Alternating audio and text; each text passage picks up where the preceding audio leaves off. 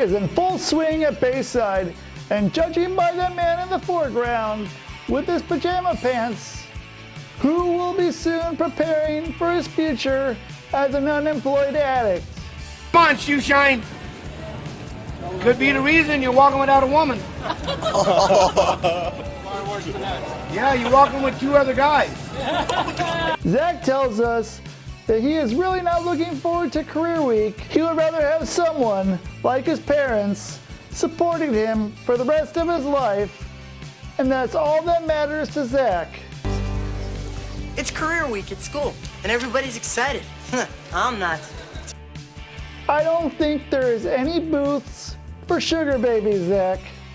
Kelly desires to be a housewife and actress because with that amount of money, she can find more hired hands. Screech, however, wants to be an astronaut, and hopefully he can find enough fuel to rocket himself out of this sitcom. Be sure to get a one-way ticket.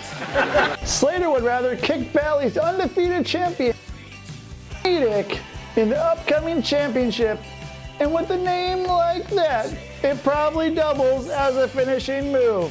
Yahoo! At the Max, Lisa talks about how she wants to be a fashion designer because she is one-track mind.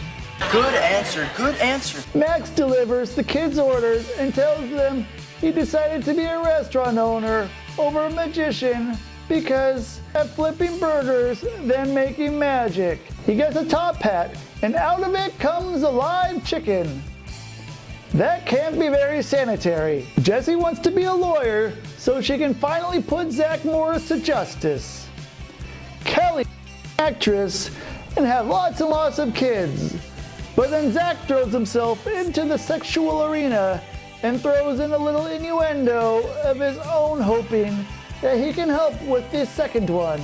Slater goes to the least credible person for career advice. He then shares a story of one time he wanted to be a pro basketball player.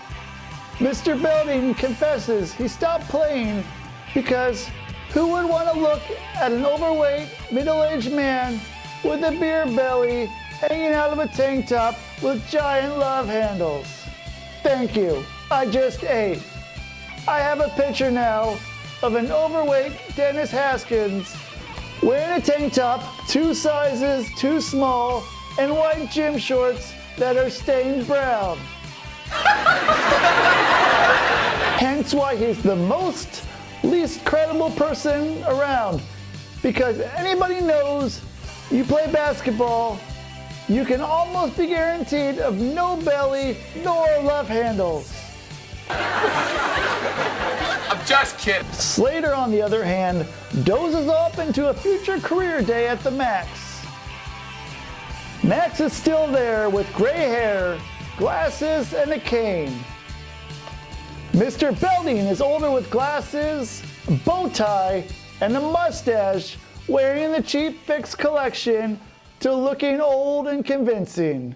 Then, as promised, we see Judge Jessie, fashion designer Lisa, with an unfortunate full moon of Belding's ass with her name flashing on it. Captain Screech Powers, Zack Morris game show host, and of course, actress Kelly Morris. Funny, why have Mr. Belding and Max aged, but not the rest of them?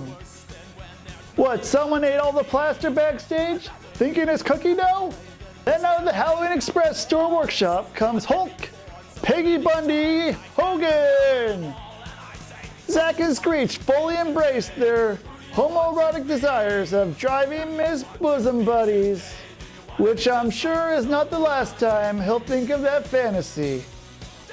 In the boys' locker room? As the duo wraps up playing Rebel without a bike to wager on, Slater comes in and announces he is quitting the wrestling team. Well, I do. Your fans do. I do.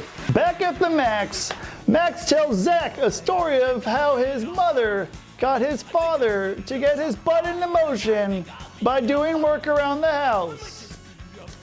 This gives Zack the motivation to notify Major Slater of his son's recent decision to quit the team, and told him his father is pressuring him to do another after-school activity. Zack suggests cooking, but Slater dismisses that because in Slater's world, and women put something nice and move it into the kitchen, popping babies of course. However, all it takes a little whiff of female aroma brewing in the kitchen as he Kelly in the club as he whisks off to be in the next Bobby Flay. We go into the cooking class and meet another one of Bayside's bat-shaped faculty members. She tells them to throw away their recipes. After all, the production staff slaved away so you can have all the ingredients measured out just for you. She's a song and dance mama straight out of Dead Poets Society, jump, jiving, and wailing around the room. I'm baking a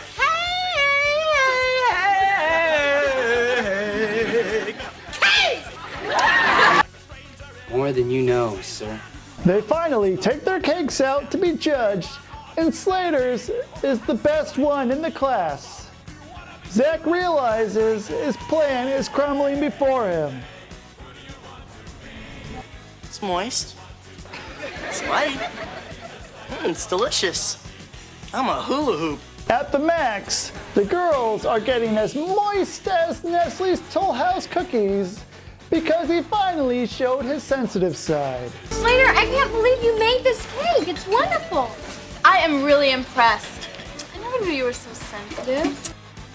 Needik comes in and taunts Slater for cooking and assumes that since he can cook, means he can't wrestle. You've got girls fighting your battles now, Betty Crocker. If that is supposed to be some reverse psychology, that makes no sense. I'm a lover, not a fighter. Hey, you're right, he never left his seat. Needik pulls Zack aside and tells him to best pay him now, but Zack assures him Slater will wrestle. Boy, is he stupid. What you gonna do, kickstart your face? Now, the blind moment of truth you've all been waiting for. Screech in a singlet. Screech?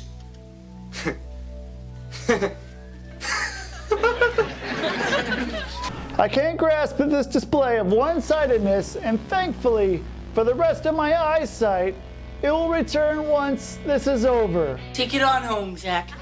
Slater would rather wake up and bask in the smelly side of life as he laments about a quiche he is baking, hoping to win Zack Morris's love and affection at their next potluck.